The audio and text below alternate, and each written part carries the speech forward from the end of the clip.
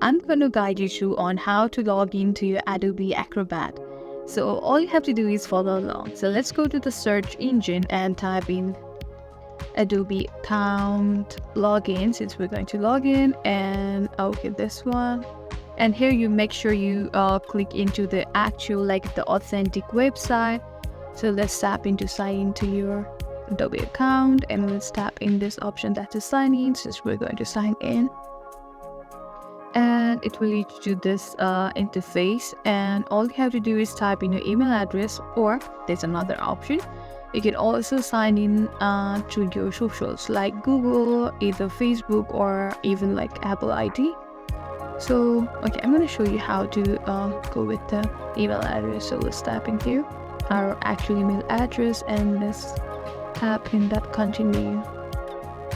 And since I already had logged in earlier and it has already typed in my password, you can type the actual password, and let's hit continue.